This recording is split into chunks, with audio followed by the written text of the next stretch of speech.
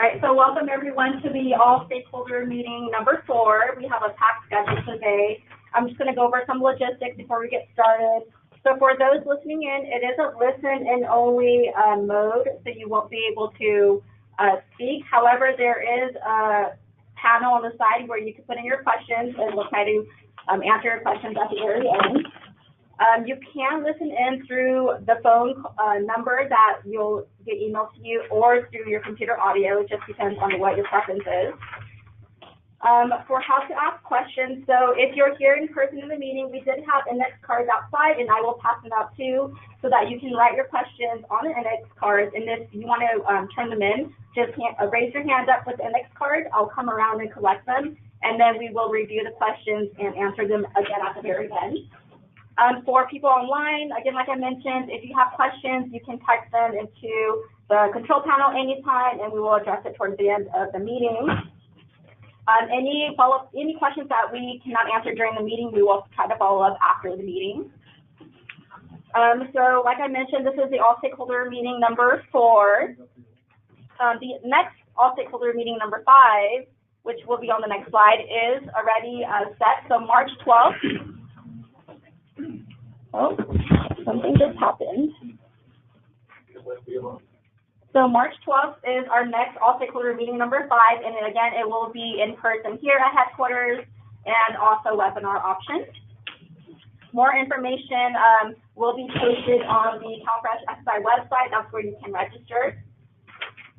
And then for our agenda today, we have a pretty packed agenda. We'll do a quick welcome, policy overview, level setting, and then we'll do the 4 implementation strategies where we have some of our partners here today to give a brief presentation. So the 4 implementation strategies we have are: number 1, engage and empower clients; number 2, target outreach for awareness and assistance; number 3, streamline customer experience at initial application and beyond; and strategy number 4, develop policy, automation, and training foundation.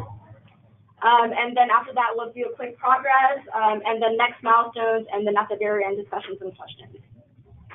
So I will go ahead and hand it over to Kim, and she can go ahead and introduce herself. Good afternoon. Kim McCoy-Wade, CDSS CalFresh. Happy New Year, or as we like to say, halfway to implementation of SSI cash out next summer. We are so grateful for those of you who are on the phone and with us in the room on this rainy day in Sacramento, and even more for all the creative, collaborative work that is underway. And we thought, what better way to highlight that and kick off this year by having this meeting really be about the partners and all the work that's being done across all 4 strategies to really make this implementation successful for the people of California. So before I get out of the way for, looks like about 8 different people who we're working with today, and we'll have more in March and more in May, of course. Let's just do next slide, a reminder of why we're all here. Start with the policy. So since 1974, beginning of SSI has, people who receive SSI have not been able to even apply for CalFresh. It was kind of an additional money was baked into the SSI SSP grant. Over time, that became an inequity, and folks really did need to get that access to CalFresh. And because of the budget last year, CalFresh will be available to seniors and people with disabilities receiving SSI starting next summer. We are the last state in the country to do this, so we will finally have nationwide access to food by people on SSI SSP when this is done. The most important thing I say in every discussion of this is SSI SSP is not changing. So I'm going to say it again. SSI SSP is not changing. Grants aren't going down. Nothing is changing because of SSI SSP. We get a lot of, this is our first, last, and middle question. It's a really important one to hear and to address. The one change being done for equity, of course, is CAPI, our immigrant program, immigrant SSI equivalent. Those folks were getting $10 less than SSIP because they always had CalFresh access. Their grant will be brought up $10 to equal the SSI SSP, so it'll be true equity, same grant level, same access to CalFresh. The other part that was very important for this policy change, next slide, is what we're calling the hold harmless spirit of the policy. And this was very much helped by, I see it's a shout out in the room, the LAO's analysis that showed the impact of this policy change on different groups of people. There are people who are, this is all about families who are already getting CalFresh. and have an excluded member of the household who also gets SSI, but that SSI is not currently counted in their CalFresh case. Some of them, when that excluded member is brought in and the income is counted and the deductions are worked, their CalFresh will go up. But a bigger group will have their benefits go down. And in order to hold them harmless, the state created a state supplement nutrition benefit. It will feel to the client like the CalFresh food benefit, same on the card, same shopping experience, but behind the scenes, it's actually the SNB paying for that. An even smaller group, estimated to be about 7,000 of the 1.3 million becoming eligible, about 7,000 will actually income off CalFresh altogether. And so another state food program was created for those families, Transitional Nutrition Benefit, or TNB. Again, on the card, food benefit used like CalFresh, but behind the scenes paid for with a different dollar. So that's the big change. Access to CalFresh, no change to SSI, and these hold harmless programs going into effect. So this was big news when this hit last summer. Next slide. And so, of course, we immediately convened stakeholders. We began, I think the first stakeholder engagement was 2 weeks after the new budget year, and we'll commit to continue to convene these every other month. There's the next one, March, save the date. And as always, the work groups are working hard. Many of you from counties, clients, advocates, and other partners are part of our outreach work group, customer experience work group, a data technical group, and an automation technical group. And all of these are being co-led with County Welfare Directors Association and the Client Coalition of Californians for SSI. There's a lot going on, so I highly recommend that you bookmark this webpage. We are doing our level best to, on a flow basis, update with meeting minutes and deliverables and everything you'd want to know. Every 2 months we write kind of a status update, and at the end of January that one of those will be coming, as well as slides and from today, and the recording from today. Okay, that's how we got here. What's been going on? I'm thrilled to tell you about the 4 implementation strategies and the partnerships in progress on all fronts. Again, we always start with our clients, engaging and empowering, outreach, operations, and then that policy automation foundation to make sure we're on the right track. So, next slide. To kick us off for engaging and empower clients, to us what this means is that client stakeholders are at the table, that client stories and client experiences help drive the implementation, that we're very conscious of a client's journey through the CalFresh experience, and that we also hold ourselves accountable with data based on the client experience. So a couple things to update you on that front. First and foremost, we want to hear from Joseph Berry. If you want to come over to the mic, and then Andrew Shane from Californians for SSI. Hi, everybody. Joseph, here's the mic. Thank you. The microphone? Yeah. Speaker microphone. Yeah, I don't know. Okay, so to the next slide, please. The first one I'm on here.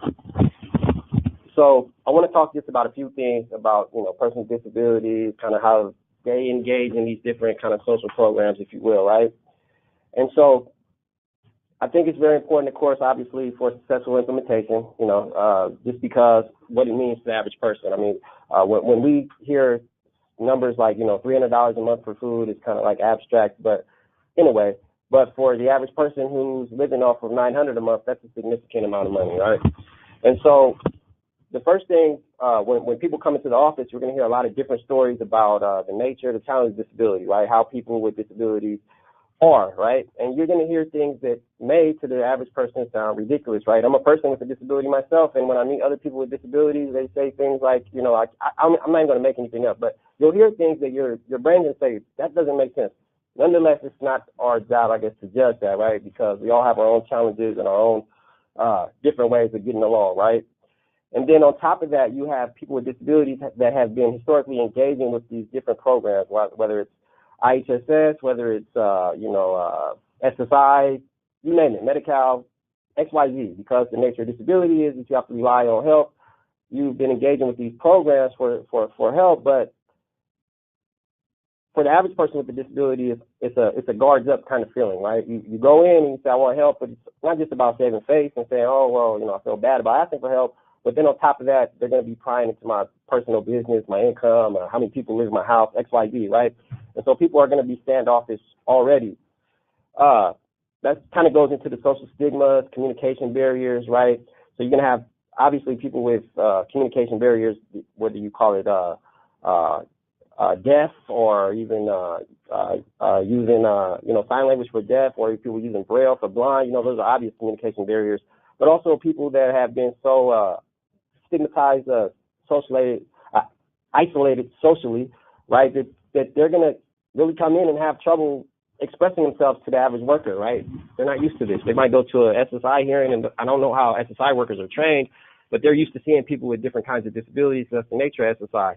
In the county office, you usually see average person maybe down on their luck, but when disability comes into play, there's an extra added element there.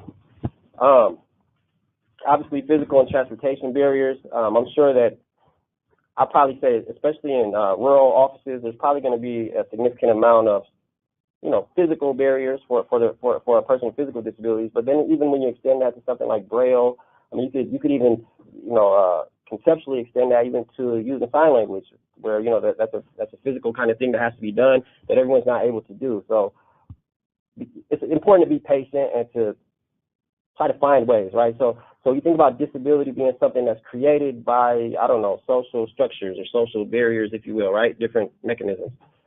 It's important that for this program to be successful, that we do our jobs to eliminate as much of those social barriers, if you will, those created barriers that are unnecessary, right? And that includes physical barriers. It's sometimes just about coming up with a good idea, something to figure that out to make it work. Finally, I just want to just say the repercussions for inaccurate filings or denials for the average person on the worker side, it's going to probably be one of those things where, hey, I'm just doing my job. But for the person who has to go through those hoops and jump through those things, that's a real significant headache, right? And so it's very important that we try to stick to the essence of what the law is saying. It's basically, or the policy is saying, is that we need to get people with that are on Social Security eligible if they all things considered for food stamps. And so any way that we can work toward the essence of the policy, I think that's a healthy way to go about it, instead of being really don't get me wrong, I'm sure that there's certain rules that we have to all follow. I get that, but trying to implement those rules in a way that makes sense rather than create those social barriers, if you will, right? And then of course, the positive and negative effect of that, not just if you're avoiding the negative effects, obviously then those positive effects mean a lot. Again, back to the $300 for food for the average family, you don't think about that as being a lot, but for a person on Social Security, that's a very significant amount of money. So it's a very positive effect on their life. And that's what I have there. Thank you.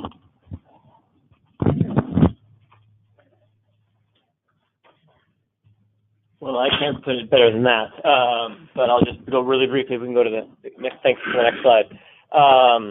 But I just want to thank Joseph for being willing to share himself and his time with us today. But definitely the department, CWDA, and the counties for really walking the walk.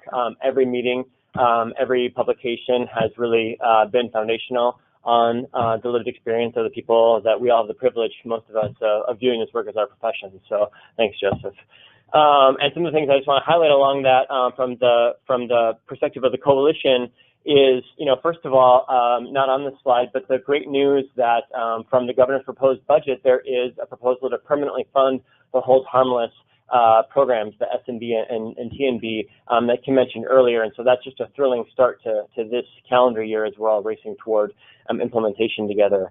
But in terms of continuing the partnership, from the lens of CalFresh advocacy, those of you who know me know that from the food banks, from the Alliance to Transform CalFresh, some of the very same efforts to streamline and the things that we think are going to make this successful, both for the counties and for the people newly eligible, are long-standing priorities from the CalFresh advocacy community, particularly on the telephone. And again, here we're really relying on the expertise of those who are advocating with and serving people already on SSI and SSP. So things like being able to have an electronic signature over the phone. I mean, there's many different models, already a lot of successes in the counties, but trying to propagate that where that's possible.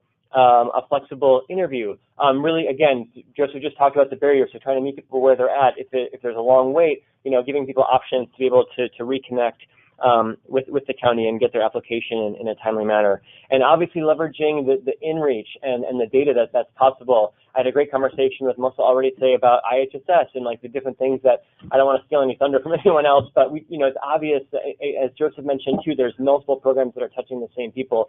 Let's work together on that.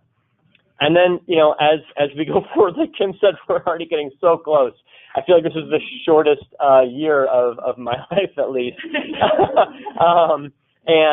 Just so folks know, both from the coalition perspective, we're trying to bring as many senior disability rights, independent living centers, and other partners together on our side. And so we're grateful to see a lot of those similar partners in terms of the public agencies here today. And the Association of Food Banks that employs me, you may or may not know that we have one of the largest CalFresh outreach contracts working in almost all of the counties and certainly allies that are, as well as Becky, who's in the room today, staffs the County Advocates program for us. So in 17, mostly of the largest counties around the state, trying to network with assisters, with local advocates, sometimes in collaboration with wonderful public-private partnerships that do include the county, but just trying to have that eyes and ears as we're sharing back and forth from the state to local level. And then in terms of pursuing the additional opportunities, just to acknowledge that, we know that this is an enormous scale that we're all trying to address in a very short period of time, let alone the unprecedented federal situation that's already taken this program into uncharted territories, and as well as Joseph mentioned, the new population and a lot of the special considerations. So we're just grateful for the foundation that's being built over these months to put people in rooms together, to see each other face to face, to build as much trust as possible so that we can look together to assess, to adjust, and to maintain the commitment to hit the 75% target and fulfill the promise of this policy change. Great. And from client experience and client voices, we're going to go right to the client data. Patrick Delaney from CDSS. How are we going to track how we're doing on that 75% goal that Andrew just reminded us of?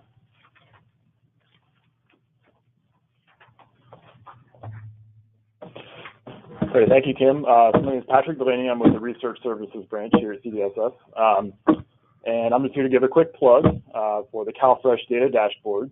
So just very quickly, has anybody in the room not heard of the dashboard or not familiar with it or shouldn't see anything? No, if you're not, you can always just tell people that if you want to find it and play with it, just Google CalFresh County Dashboard and it'll pop up right there as one of your first links. So for those of you who are used to working with it, you're used to seeing an Excel file being posted on the CDSS website. I'm here today just to give you a quick little heads up that we're getting ready to transition from Excel into Tableau software as the department kind of beefs up its data visualization presence and capabilities. For as amazing as Excel is, it can be very kind of finicky and hard to maintain, and it's not very flexible. So we're really excited that we're going to be getting Tableau. We have it, and that we're building the CalFresh dashboard in this, we think, kind of superior data visualization product. So what will that mean for you? We think it's going to be easier for you to access, to navigate, to pull raw data out of, and to kind of customize your visualizations how you want them and print them out and play with them and all that fun stuff. So we just pulled off, it's still kind of under construction, but it's done enough that we can show you just a quick screenshot here of the main menu page.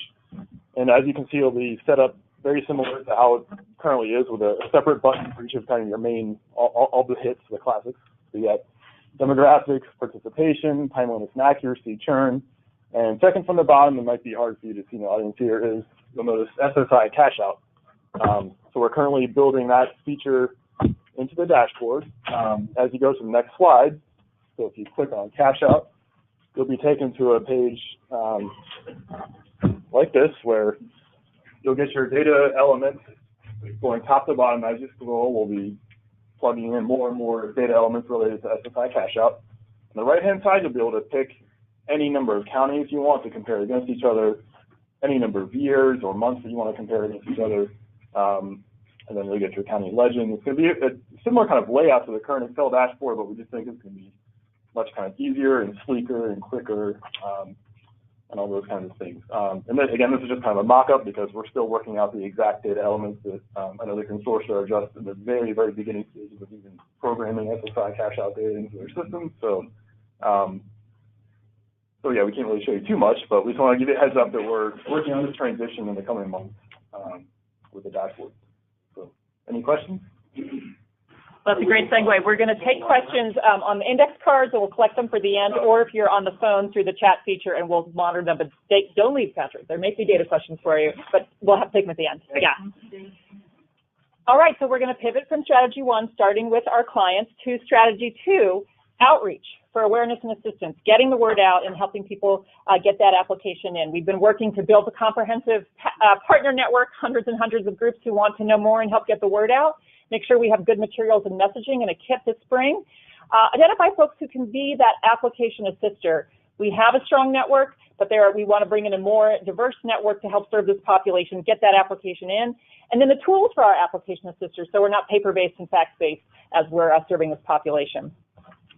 So next slide, as Andrew and I both mentioned, before all this happened, ongoing, CDSS has a robust outreach application assistant network. We're grateful for the food banks, Catholic Charities, our college student program through CSU Chico on, don't quote me, but 50 campuses all over the state, really impressive. Code for America building our technology tours, Redwood Community Health Coalition helping us make that health and nutrition food connection, and of course 211 with their great phone innovation.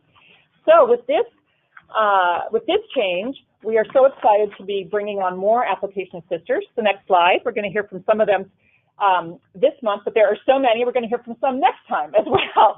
So we're very excited that the Department of Aging has come on board to bring in the network of local area agencies on aging, and the Department of Rehabilitation to bring on the independent living centers, key trusted voices in communities. We're still in progress working with Department of Developmental Services for the regional center network, and we're excited to be working with CDPH on the nutrition action partners who can, again, help message healthy food on a budget and physical activity for seniors and people with disabilities. Probably the guest people are most excited to hear from the Social Security Administration is here today to give us an update as well. No federal shutdown for SSA, I just learned, so that's wonderful. So we're going to hear from CDA, DOR, and SSA today about their plans already. And without further ado, Mary Sibbett from CDA will give us their update. Thank you, Kim. I'm very excited to be here today and share some of the progress. So just to give everyone a little bit of background on the Department of Aging, we are currently have a network of 33 area agencies on aging that cover all counties in California. With that, they have a plethora of service providers that also serve seniors and adults with disabilities as well. So you can see they are very key stakeholders in this reversal of the policy change. CDA is very excited about this effort on reversing the SSI cash out because this is going to have a huge implication on older adults and adults with disabilities. I mentioned earlier, $300 a month doesn't sound like a lot for food assistance, but when you're on limited income, that makes a huge difference in your lifestyle. So currently, what we have been doing at the Department of Aging is we have convened a work group with our area agencies on aging to discuss how can we do more outreach, how can we advise the seniors that we serve, the older adults that we serve, of this policy change, because it's going to make a huge difference for them in their lives. So we started off with a survey to our 33 area agencies on aging to talk about what does outreach look like to them, what would application assistance look like in their communities, because every community is very different, has unique needs. We have very frontier communities, we have very urban communities, so what does that outreach look like? We had a 91% response rate, and I have to say, out of all the surveys that we give today, that's a pretty big response rate. So they're very, very excited. Some of the other activities that we've been doing as well is we convene meetings at the California Association for Area Agencies on Aging. They have an annual conference. Brian and I presented at that conference talking about the reversing of SSI. And I can say from that conference, we've had a lot of inquiries coming into the department. So what are we doing next? What's the next step? Which is super exciting for CDA as well. We have also been doing at business meetings. We had our Title V, our Senior Employment Program business meeting. We had our regional Northern California and the Southern California, and we presented what this policy change means. And for those individuals who are part of that, a lot of our Title V participants are SSI recipients. So those policy managers are taking it back to their local Title V participants. So hopefully this will have a positive effect for them. We presented at our annual conference for SNAP-Ed. We have a Northern California and a Southern California meeting as well with our local partners and talked about the reversal and how this impacts and how they can partner with our SNAP-Ed programs to use those dollars once they receive them wisely. So we're very excited. The next step that we're going to be doing is we're going to be putting together an application process for our AAAs to apply for the application assistance portion so that we can do the warm handoff. And what is that going to look like in our AAA network? So we're very, very excited about this reversal. We're excited to help with the implementation of it and can't wait to see what the future brings. Thank you. But wait, there's more. DOR. Irene Wilela to give us the update from the Department of Rehabilitation and Independent Living Centers. Great, thanks, Kim. So, hi everybody. I'm really excited to be here and really excited to follow aging. I'm going to take a moment to talk about Department of Rehabilitation because our name is not as self-explanatory as Department of Aging. So, Department of Rehabilitation is the federally and state-funded organization here in California that assists people with disabilities to achieve employment, if that is their goal, and achieve independence. Those dollars come to us through federal and state, and we are not in the shutdown, for those that need to know. We're continuing to work. We have two programs, as I mentioned. Vocational rehabilitation is the employment program. So although we share that name with another organization, we are focused on employment for people with disabilities, and that is competitive employment in integrated settings. That's the goal of that program. The other program is the Independent Living Program, and that is the partnership that I'm here to talk about today. Through those two programs, the DOR provides services to just about 130,000 individuals with disabilities in California each year. However, that's a small number compared to the number that of individuals who could use the help. So we're glad to be a part of it, but we know there's a lot more partners to work with individuals who have disabilities. And because we're working towards competitive employment in integrated settings and full independence in all communities where people can live, work, and play without barriers, we have some lofty goals, and we're really happy to be a part of this CalFresh program. Right now, the DOR Independent Living Program consists of 28 independent living centers that serve the counties throughout the state. Again, as Aging mentioned, some urban, some rural, but all reaching individuals with disabilities who are seeking independence in their lives. The independent living movement also bears a little bit of explanation because sometimes that moniker is not understood either. Independent living was started in the civil rights and disability rights movement in the early 60s, and out of that came the independent living centers. It means that people with disabilities have no barriers to full participation in their communities. And it was 40 years ago that the Congress first created the first centers. And they started by activists right here in California in Berkeley. So we're carrying on that tradition. Independent living centers are very unique. They are non-residential. They are consumer controlled. They are private nonprofits, very grounded in their communities. They're federally and state funded with particular services, but they are locally driven. And so they are in a very good position to participate in this program. They're also cross-disability. So a very important piece is that they are open to people of all disabilities across the lifespan. And so they have the skills and experience to work with people with disabilities and seniors. They serve across the lifespan to assist them in their communities to achieve independence. And for a lot of the centers, that means assisting with filling out applications for various benefit programs. So the independent living centers are very excited. They also, each of them have assistive technology advocates and services in their local centers to help people who use technology for accessibility. They have 65 65 offices altogether. Some of them are open small amounts of time, but they're still getting a good reach across California. And we're very excited to work on this partnership. How I've worked with the leadership of the Independent Living Centers is I've spoken with them at the State Independent Living Council statewide meeting in October, also with California Foundation of Independent Living Centers, and I've had personal conversations with 26 of the 28 executive directors so far. I've called into the other two.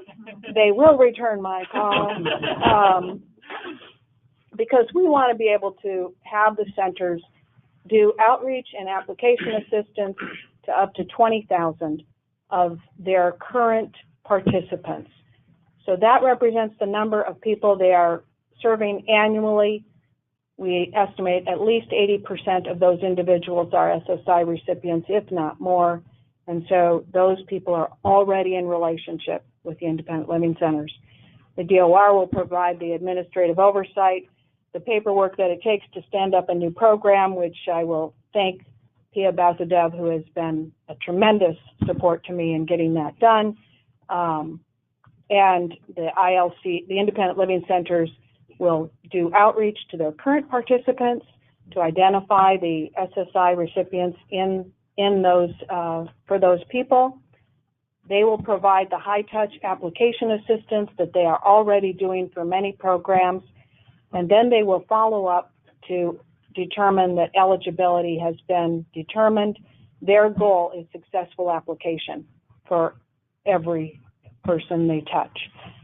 We're so excited, I hope you can tell, to participate in this program and this advance in supports for food and nutrition for people receiving SSI, people with disabilities, and seniors. And that's it. Thank you. That's a lot. Thank you, Irene. Thank you, Irene. Without further ado, our federal partners from the Social Security Administration, Michelle Liu, welcome. Thank you, Kim, and thank you, everyone, for the opportunity to present to you today. So my name is Michelle Liu, and I work for the San Francisco Regional Office for Social Security. So we are working with our partners at CDSS to ensure a smooth transition with the reversal of SSI cash out and the upcoming SNAP changes. Next slide, please.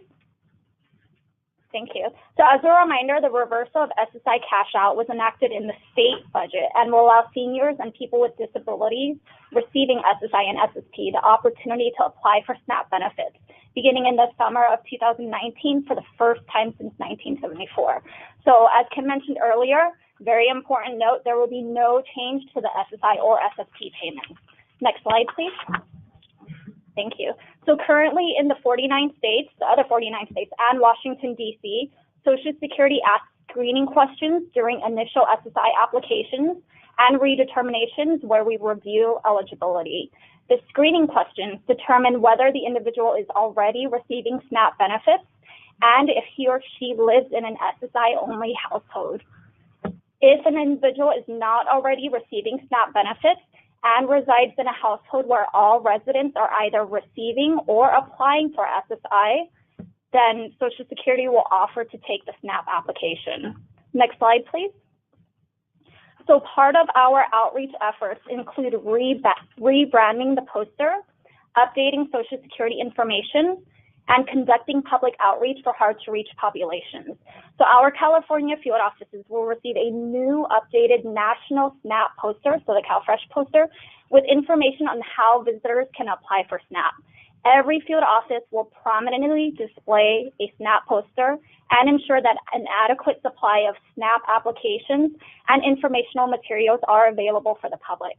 Additionally, we will also update information about SNAP in California in our Social Security handbook, an electronic newsletter with a Social Security update highlighting the changes, and we'll also have a special edition monthly information package article that is state-specific. For the hard-to-reach populations that Joseph talked about earlier, so people with disabilities, senior citizens, those with limited English proficiency, we have hosted informational tables at events and locations where hard-to-reach populations tend to visit, like at the VA hospitals, at consulates, and senior centers. We have also presented at events sponsored by organizations such as the National Indian Council on Aging and the Friends of Children with Special Needs. In all field offices, we do offer services and accommodations such as spoken language and American Sign Language interpreters, and the option to do interviews over the phone instead of in the office. We do give technicians diversity and customer service and disability awareness trainings to equip them to serve vulnerable and hard-to-reach populations. Next slide, please.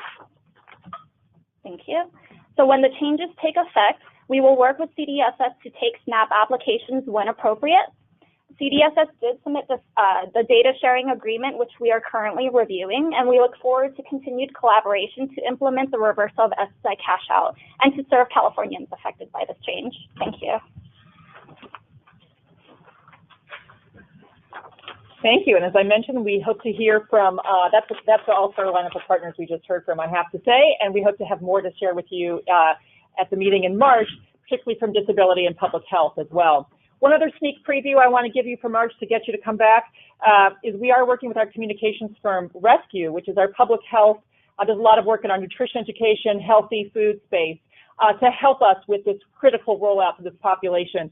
And the general overview, sneak preview, is that phase one, kind of before implementation, we will be working on the partner tool, the key toolkit you will need to do outreach, whether you're outreaching to people who are seniors, with disabilities, or caregivers in multiple languages. And we will, of course, include a mailer, which we'll talk about, to people on SSI, SSP. And then as the campaign progresses, we'll start to see radio, perhaps follow-up direct mail, perhaps digital, definitely digital social media component as well as an important part of this. And all of it, again, needs to coordinate directly with our county partners so that we're in sync about driving traffic to the right channels at the right time in the right way. So this is the work of the outreach work group. That's what they're doing the next few months. And we'll come back to you in March with more. And before that, you'll see the updates on the materials and the rollout of all of this so it can be put to use by all of your networks. Okay, with that, we're halfway through. We're going to switch to customer experience and the critical work of our counties. So through the customer experience work group, we developed a framework of solutions that was released in November to talk about client experience when they call, click, come in, how they have a streamlined verification experience, how access is available to all, and how we collaborate with all these partners. That can't just be a one piece of paper. That has to come with resources and toolkits and convenings and all kinds of support to help counties take their next step on their customer experience priorities. And of course, the state has to do our part too. How can we step up our game to better support our counties in delivering that streamlined customer experience? So next slide. There's a very small picture of the framework just to remind you what it was with that call, click, come in, verifications, access, and collaboration. This, of course, is on our project website. But what we're very excited about next is behind that piece of paper with the work group. This is the customer experience work group with counties and clients. We've been collecting all the examples of where this is working across the state and to build it into a kind of a one-stop resource toolkit. We're going to push out version 1.0 on Friday. And I'll tell you right now, part of why we're pushing it out is for you to see what's not there and to get us more. So we have examples in lots of these areas, but we know there's even more great work going out there. So look, when the follow-up communication comes from this meeting, it will include the 1.0, and of course will be posted on our website. But please let us know. This is very much a living document that we're going to do another month of getting all the wonderful examples out there.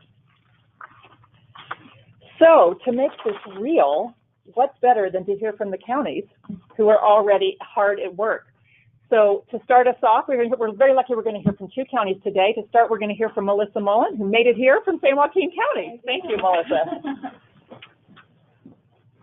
Thank you. As Kim mentioned, I'm Melissa Mullen. I'm with San Joaquin County. I'm the CalFresh analyst there, and have been working with not only CDSS and CWDA, but the C4 Automation Technical Committee as well for the programming aspect of it. So next slide, please. First thing we did was we went ahead and analyzed our population in San Joaquin County. That link is really great. If you have not already visited it, it's through the CDSS website, but it has an Excel spreadsheet that has all the counties listed and lots of data about the SSI population. We pulled our county specific and then started to analyze that. We looked at the total SSI for our county, those that are in an institution, so taking out those that aren't eligible for CalFresh. Then we did an SSN data match with IHSS clients that are also receiving SSI to try and figure out what outreach we're going to do with that population. And then another data match for the Quimby and SLIMBY caseloads, for those of you who don't speak Medi-Cal acronyms. That stands for Qualified Medicare Beneficiary, and that is the a very specific type of Medi-Cal that helps to pay for their Medicare Part B premium through state funding, and that's through the Medi-Cal program. And those are recipients of SSI. And so we have their data and their information on file in C4. What are we going to do and how are we going to reach out to that population as well? And then the SSI is currently we also have a list of people of SSI members that are currently inactive in open CalFresh cases.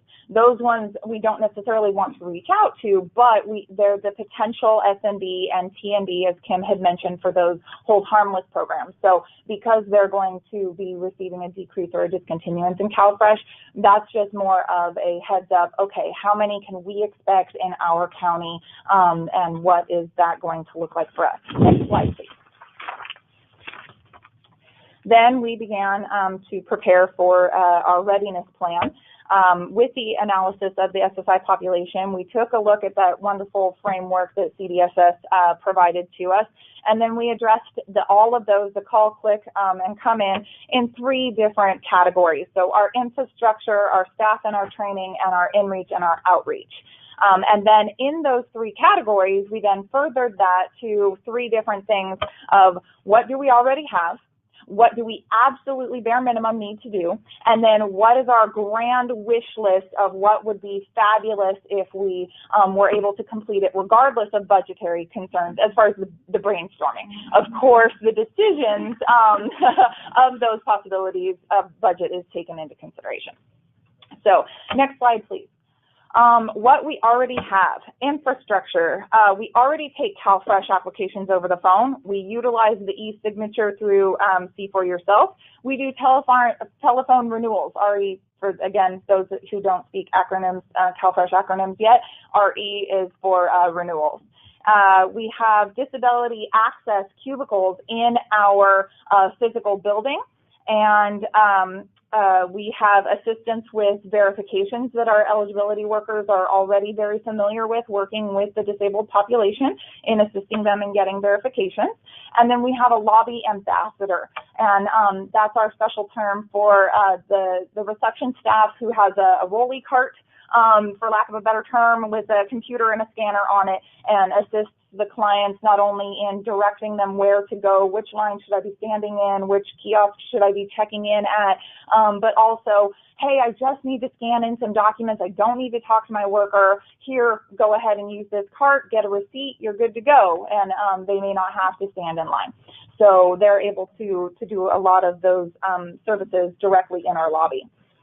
As far as our staff and our training, we have planned training already for Cash Out 101, and then specific SMB and TNB. We have a combination of desktop and webinar trainings, as well as in-person in-service trainings for our staff. We provide same-day services when at all possible. That's already our current policy. We're going to be continuing doing that with this population. We use the CF31 medical deduction form to assist our seniors and disabled population in getting more CalFresh by increasing the amount of allowable medical deductions. And then we work with AR, stands for Authorized Representatives. So obviously with this population, we have a lot of authorized representatives. And so we are already used to working with authorized representatives, and we will continue to do so. As far as our outreach and our in-reach, we're currently working with several CBOs, our community-based organizations, and nonprofits regarding CalFresh outreach. We're a part of the San Joaquin County Hunger Task Force, which includes the Catholic Charities, as well as Hispanic outreach group called El Concilio, the food banks, the Emergency Food Bank of San Joaquin County, and many others. The eligibility workers are posted a variety of days and times at our local community centers. We plan on continuing that as well. Our outreach staff attend booths and events to be able to have access to the public as well as answering public information. And then, I already mentioned the Hunger Task Force. So next slide, please. So, in our brainstorming, we had a fabulous time doing this. You know, no holds barred. What do we want to be able to wish about and dream about to make this the easiest possible for our staff as well as for the population that we are serving. And so, in the category of infrastructure, and this is just some of the stuff. Obviously, these slides are very small, obviously, some of them may or may not pan out due to budgeting, with that caveat. So we're considering phone messaging, having something that people can listen to over the phone, additional lobby kiosks or lobby ambassadors, additional signage and posters in our lobby, creation of, we will be creating client-focused materials and posters as well, website messaging, and then additional disability access cubicles within our disability interview area in our building. We already do have the cubicles available, but just making the signage and making sure that our staff know how to utilize it correctly and to make sure that it is accessible for those who do need those services. For our staff and our training, we will be hiring new staff. We've gotten a board approval to have a new class of eligibility workers start in April. And then in the future, we will be looking at hiring even more staff than that, just dependent upon the needs at that point in time. We will be doing additional refresher trainings for our staff, possibilities of overtime. We're creating an overflow process for not only our call center, but our overflow process for our lobby and intake. We have chosen to specialize the TNB caseload so that because that's a new and very different, as far as eligibility is concerned, a very different type of programming and eligibility base, we were choosing to specialize that to ensure the greatest amount of accuracy for that. And then we are shifting other workloads in order to give the eligibility workers the most more time in order to handle this new population. As far as our outreach and our inreach, we are going to be meeting with our disability and other interested CBOs to let them know about the cash out, get them the correct information that they can then pass that along to their clients and consumers. We're coordinating with our Area Agency on Aging, and they are very excited to be able to apply. They're just waiting for that word from the Department of Aging. Not a plug at all, but they are absolutely excited to be an application assister and to help with that coordinated effort. We're looking into expansion of eligibility workers working off-site and their hours there.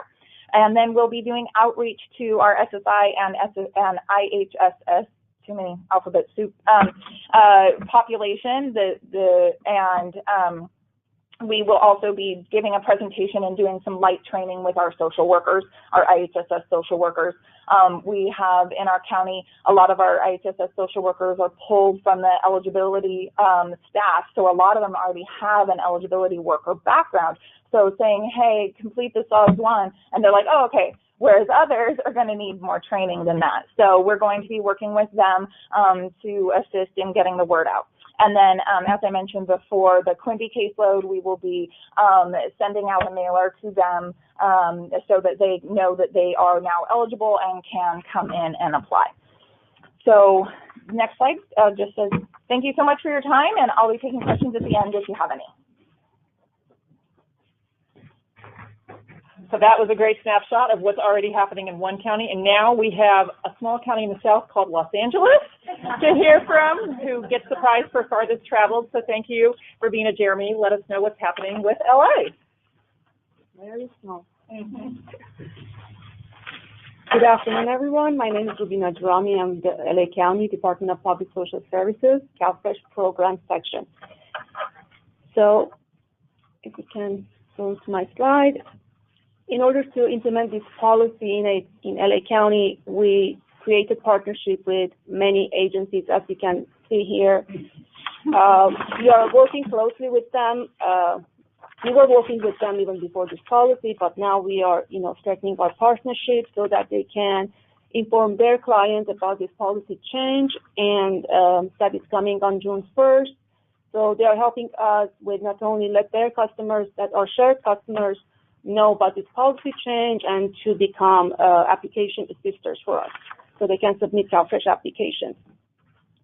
Next slide, please. In order to prepare our staff with this policy change, we are going to have two different types of training for our staff. First, we're going to have an instructor-led training by our training academy for all of our eligibility staff who's going to touch these cases, all the cases that are going to convert to SMB, TMB. They will all be trained, as well as our customer service staff. We have SSI, SSI cash out training, as well as a refresher training. So we're going to train our staff in two phases. The eligibility staff, first, they're going to have a refresher training on all the existing policies that is impacting this population. So that training already started. So we're going to cover all the policies that CDSS released through the ACL 1890. So all of that will be part of the first training, and then they will be trained on the SSI cash out policy itself, the processes that are changing to accommodate this population. Also, we will have a web-based training for our CalFresh application assisters, as well as our in-home supportive services social workers. So we're going to train our social workers because they are going to enrich to our customers, who receive SSI, and are not part of our current CalFresh households, because we know we already have the data. Some of them already are in CalFresh, but they're going to reach out to those who are not receiving CalFresh benefits. So our social workers also will be trained based on a web-based training and the CalFresh assisters. Next slide, please. As for our internal communication plan, we have already started presentations at our directors meeting, which means these are the line staff directors, also the departmental SSA tree or departmental managers meetings. We are provided presentations, as well as the managers that work at the district offices. We also have already updated this policy on our BBN, Be Informed, Be Heard network, which is like another way to inform our staff about this policy change that is coming as of June 1st. We have already released articles in our CalFresh newsletters, IHSS newsletter, and we're going to release articles in our DPSS newsletters to, again, inform our staff about this policy change. We have also added content to the electronic bulletin board. Again, this is for our staff. Every district office has a bulletin board. We're going to update that with this policy change. Every month, we're going to provide more information as we go along and getting closer to the implementation date. And also, we intend to send an email blast to all of our eligibility workers as of next month to start letting them know this is coming. Just, be informed. So this is part of our in-reach communication plan. As for external communication plan, we have provided updates to the policy implementation plan to our community partners and CalFresh application assisters. The first time we met was in October. We're going to meet again next month, and we intend to provide them also with a flyer so they can share with their customers. We intend to send a flyer to all of our current CalFresh households who also have an SSI FSP recipient to inform them of this policy change and the fact that they're going to be added to the cases, CalFresh cases, either at *7 or RE, or if they request it, or if they, report the household comp change as the policy indicates. So these households will receive a flyer from us with their STAR and RE, whichever comes first. We're going to, send these flyers to them to inform them of this policy change and that they can request to be added, or we will add them at their next STAR or RE. We are going to work, and we are already working with our community, service centers. We're going to work with AARP, the American Association of Railroad Persons. We also are working very closely with our IHSS section right now because we do want to reach to their clients who are receiving SSI FSP and are not part of our current CalFresh household. So we are working with them so that they can provide information to them. This policy is coming, and also if they can we will be able to provide the ways they can apply for CalFresh benefits through our YBN online system, through Code of America. They can,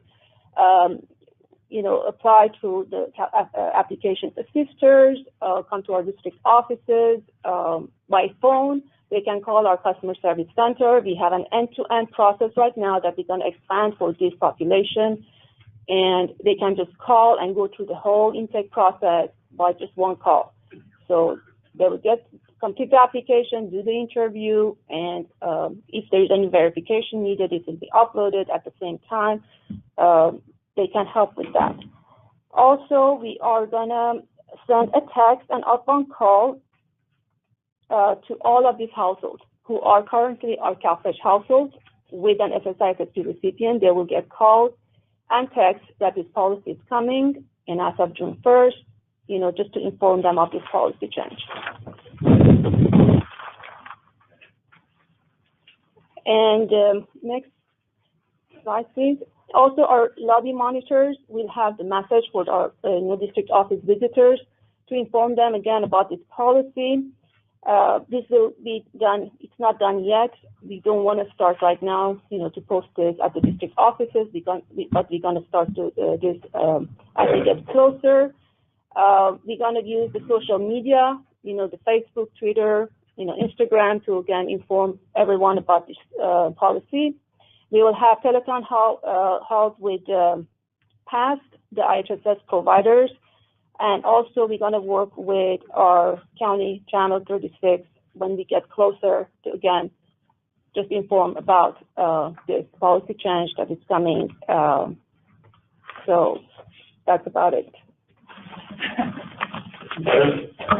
Thank you.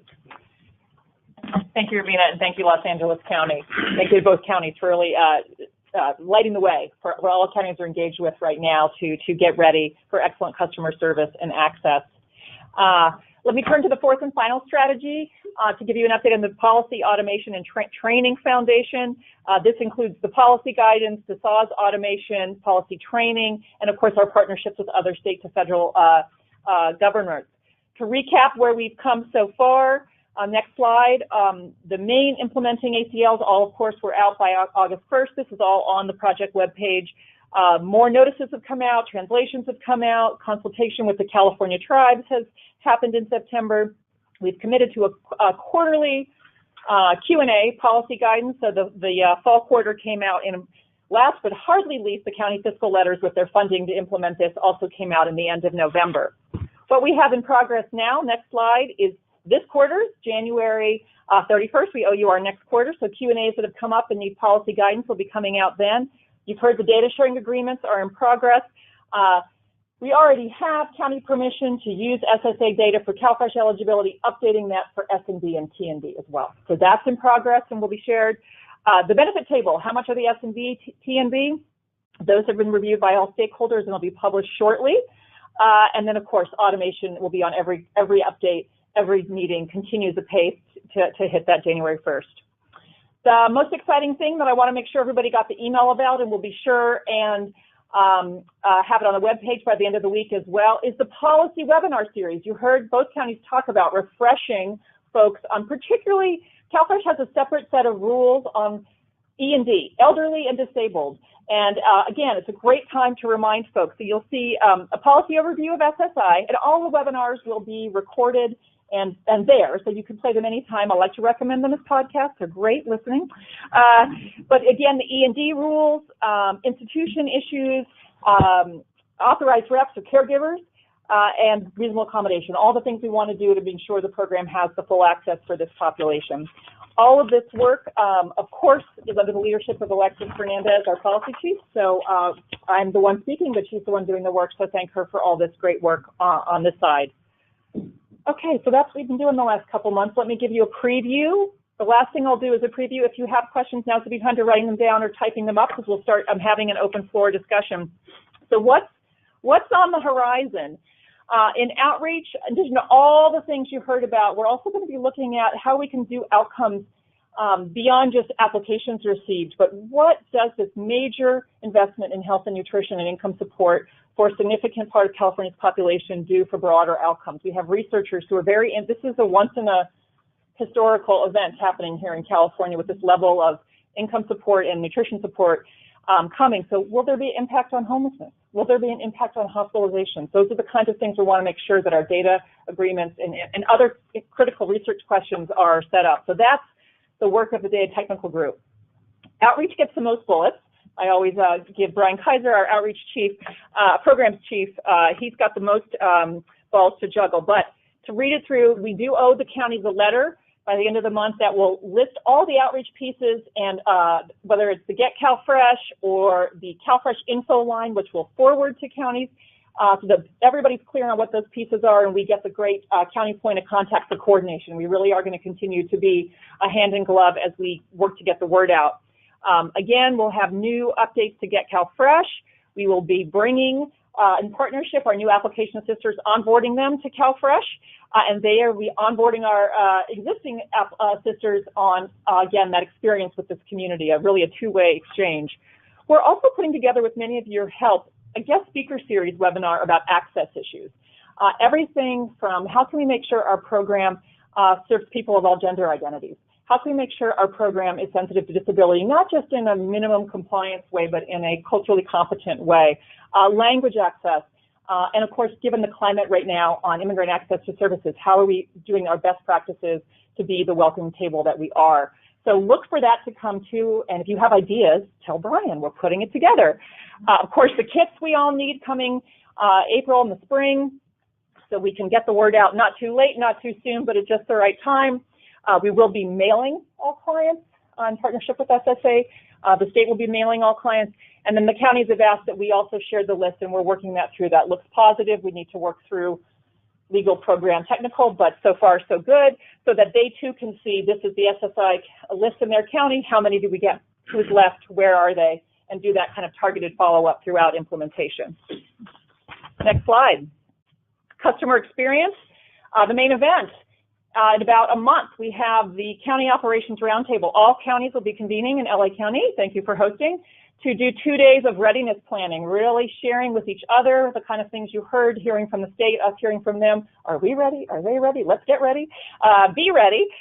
So we're very excited about that. And then coming out of the summit, we'll all be finalizing our plans together. And the policy webinar series, the quarterly policy guidance, and the automation continues. I'm looking at my team to see anything else to add or correct. Okay, that's enough for now, huh? Okay, so then, ta-da, here we go. The summer implementation begins, and of course, will be an ongoing process as we reach more folks, enroll more folks, improve, address gaps, address challenges that are inevitable with a change this big, this fast. But we will get there together. Next slide.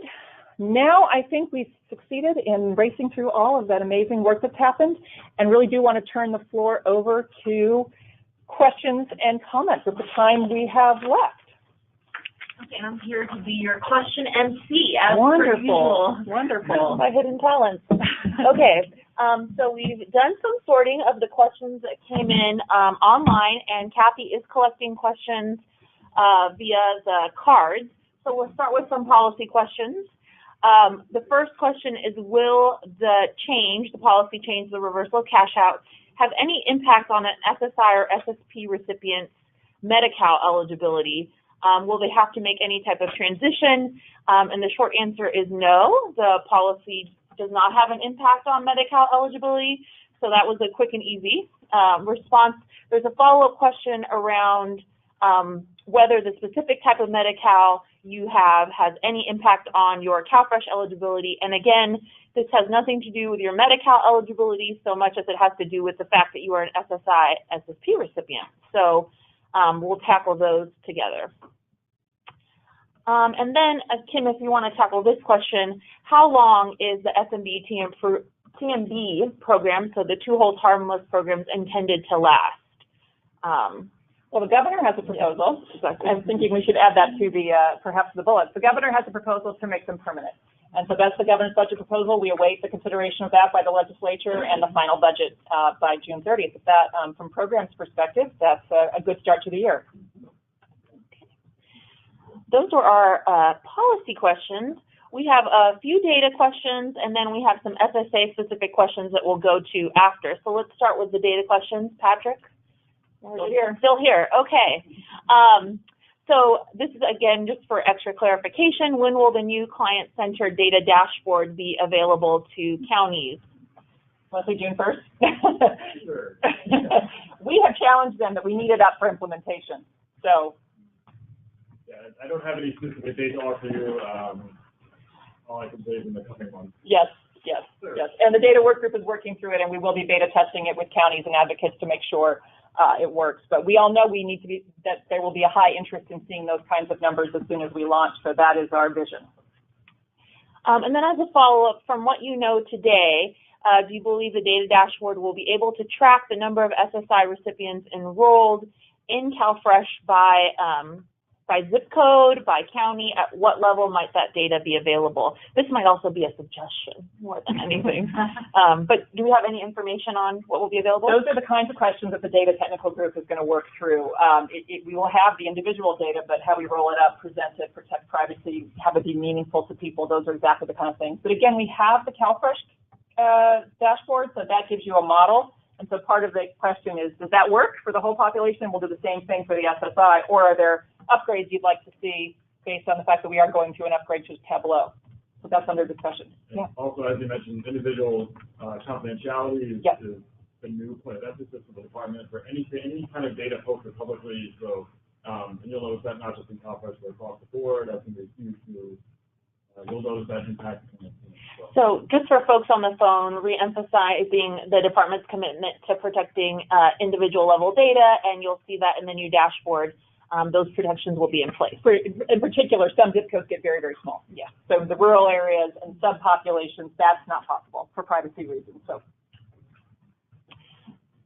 Okay, and then just a couple of others that, again, we may or may not be able to answer at this time, and that's whether the data dashboard would be compatible with other statistical processing programs, or whether folks will be able to export the data.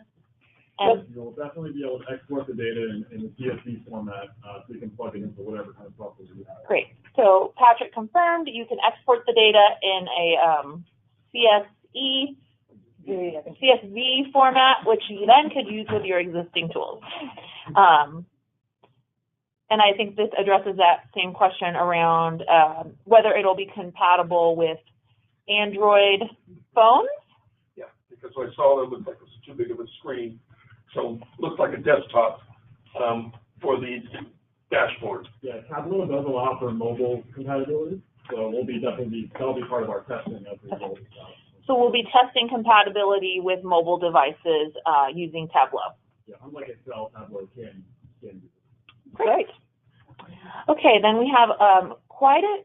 Last question. How often currently is the data on the dashboard available? Is it updated daily, monthly, weekly, or certain? How frequently are the updates? And Patrick can correct me, but some are monthly, some are quarterly, some are annual.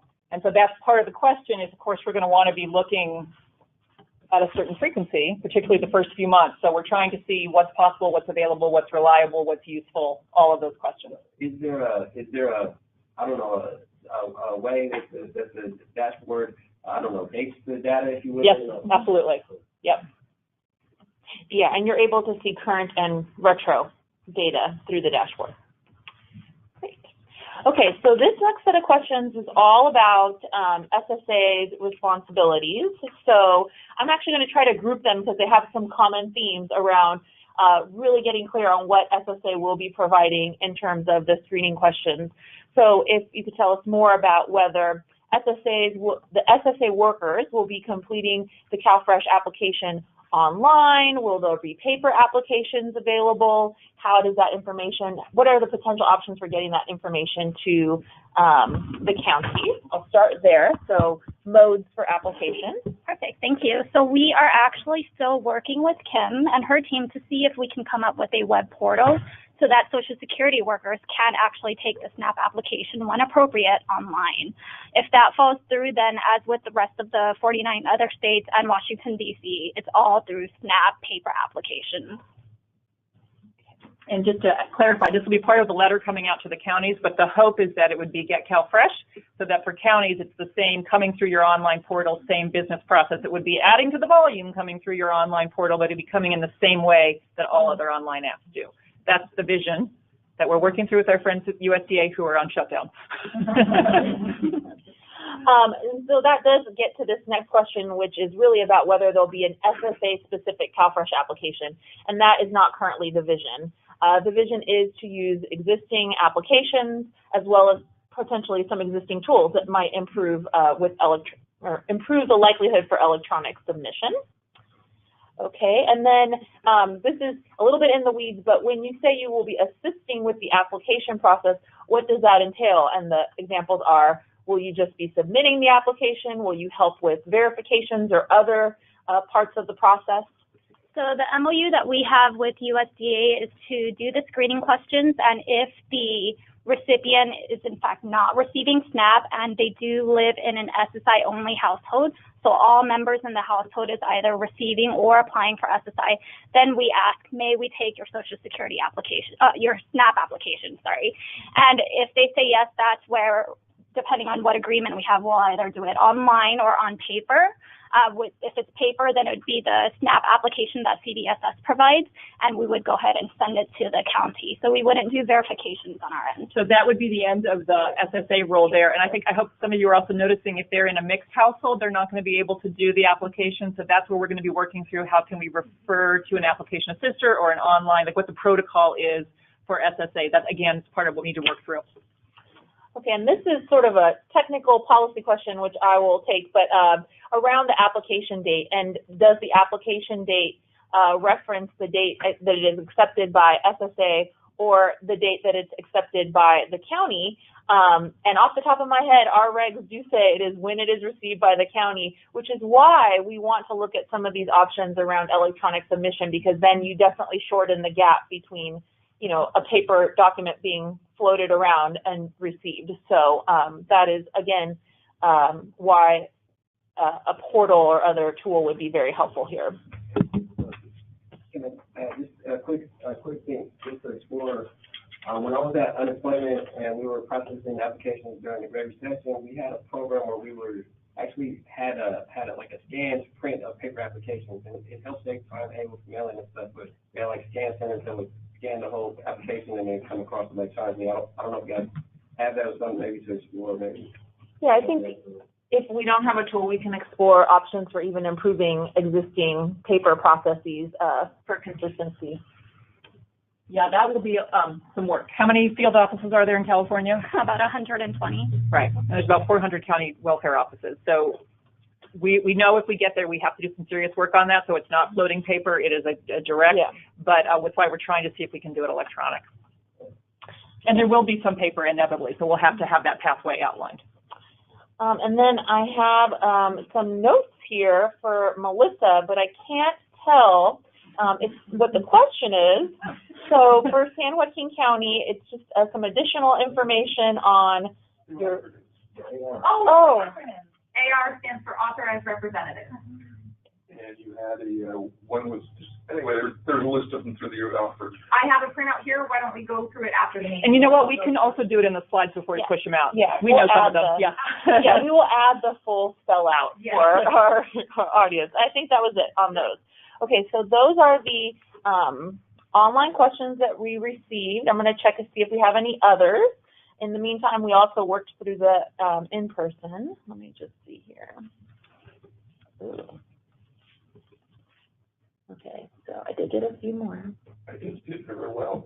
Thank you, guys. There's a little bit few more coming through over the computer. Thank you, though. Okay, I have a couple more, and I'll hand it off to Melissa. So if you could tell us a little bit more about what type of assistance you offer securing verifications for others who might want to do the same.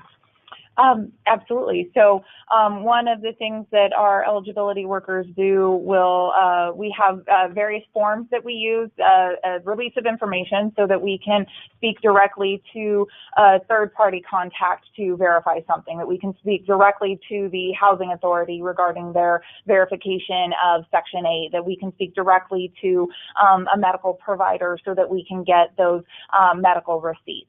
and amount that the client spends. So each situation and each case is different, but we have, in addition to the release of information, we will also oftentimes, we can, if it's a contact that we have, a lot of times there's a government liaison, and so we can cut out some of the red tape, so to speak, and so we can, hey, let me call that social worker for you. Let me call this person and see if I can help speed up the process. And sometimes, rather than just a client calling and asking for information, having a call from a county worker will help to speed up getting those verifications for the client.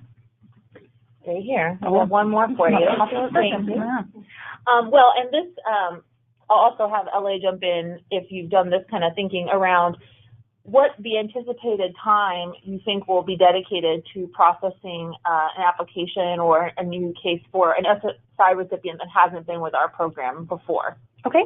Well, the typical application now for CalFresh takes about, we say anywhere between 15-minute interview for those who have very little resources, very little or only a few sources of income, and if we already have their information in our system. If we've never seen the client before and we're doing all of the data entry, it can take up to an hour, sometimes a little longer, and then we will definitely work to issue those benefits as soon as possible. So if that client needs no verifications, we have their Social Security amount that they're receiving, we may be able to say, hey, hang on just a second, let me issue an EBT card right now, go across the lobby, pick it up, and benefits will be on by the end of the day. And we can be done with it, and we'll continue to do that. Obviously, with the need for some verifications, that's going to delay the process, though. Can I add some other context to that too? So for those of you who are new to CalFresh, we do have a requirement to make a determination within 30 days. A little shorter than Medi-Cal, shorter than SSA, 30 days. And if someone is in immediate need, expedited service we call it, we have a 3-day rule for the determination of benefits. So currently, our current, as a state, average days is around 10. Okay, we're within 30, and that's a big mix and a big variety, and it's not an even bell curve. There's a lot going on there. So that's about the time. What is going to be different this summer, the volume, and clients who are new to the program, who need more time. We want to take more time. We want to be on the same page. So that'll be one, it's going to have some changes, at least while we onboard all these folks. But I just wanted to give you that frame of 30-day processing is required, 3-day if expedited, and right now we're about 10. Thank you. You're off the hook. All right. Okay, Kim, I'll give this one to you since I was not here at the first portion. Apologies for that. But there was a average food benefit amount for CalFresh benefits mentioned at the beginning of the presentation. Can you mention that again and clarify what exactly we should be saying so we're all on the same page? Sure. There's a range, and I hope I'm not going to I'll do my best here unless someone knows these at the tip of their fingers. But the individual amount, particularly for a person with no earnings and a lot of these deductions, should be around $100, $125, and we will see. We will see. But that's, oh, good. Estimates is nodding in the back row. Always a good sign. And then I think, but families of 2, 3, 4, 5, it goes up proportionally. So I think the average amount is $250 for family, but it really varies. But so just wanted, it's individualized. Buy your expenses, buy your deductions, buy your family size. So there's a lot there. And we can certainly share that information. But that's why it's so important to even though those verifications can make the process take longer, it better captures your expenses and how much you actually have available for food. And so it can pay off in a higher benefit amount that reflects your actual need. And I will just make the plug, because it's endless, on the medical deduction being a critical, uncapped deduction that households that are elderly or disabled can take. I know that's been a big emphasis amongst our county partners, and hope it will be amongst our outreach and other stakeholders as well. And if you do that once, it holds forever. So the work up front to verify holds through the length of that person's eligibility. So my plug complete. This next question coming in from the phone: will the authorized representative refresher course provide information on the differences between the Social Security SSI definition of a designated payee and CalFresh? Yes, that's one of the topics that will be addressed There are some important differences. You cannot assume a designated payee is an authorized representative and vice versa, so we'll be covering that as well as some best practices for providing info for how a designated payee may become an authorized rep for CalFresh. So yes, that will be addressed. For the outreach team, Kim as well, is the informing notice or flyers that will be issued in May to clients going to be available through some standard method, an ACL on our website, so that folks know what we are sending? Oh, yes. Yes. So the outreach kit and materials will absolutely, there will be a web landing page where you can get it all. There will be a kickoff webinar. There will be, if you don't have it, no, it'll be way more than an ACL. We want to make that easy for you to get, to download, to customize, to adapt, to put in your newsletter, to put on your web page. So yes, we think second half of April is when that big boom will hit, but we're working on that final timeline. Again, my team is nodding at me, so that's our goal. But yes, that will be widely promoted, available, circulated, and we'll ask you to help us do that, get the word out.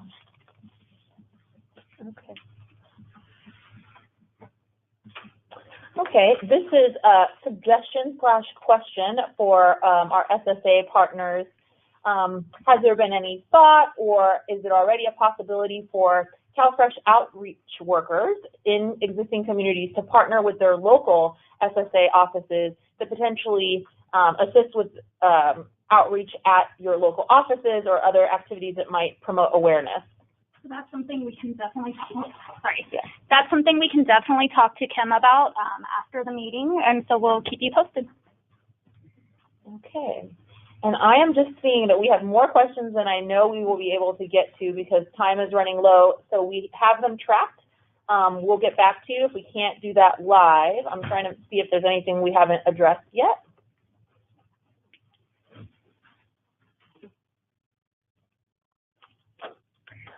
This is just another note on the data dashboard. To be clear, it will be publicly available on the CDSS website. There was some question about how to access that, so that information will be shared and it will be on our website. It is today. Well, and I'm realizing we probably need to do a webinar on how to use the CalFresh data dashboard, and okay, good. Our data team is nodding as well. We just did an in-person demo for the Women's Policy Institute class, and I think that was very well received, so we can put that into a webinar with both the current CalFresh and then the SSI button as it comes. So we will both, yes, again, tonight, Google CalFresh Data Dashboard and check it out, but we will do more of a how-to webinar, particularly when that SSI button is added. There's a lot there. I think we're going to go ahead and transition to our closeout. We have a handful of questions here that we've got tracked, and we'll follow up on. Some are just little links and things like that. So you have a few minutes if you're on the phone to keep sending your questions in, and we can provide follow-up. And with that, I'll hand it back to Kim to say thank you.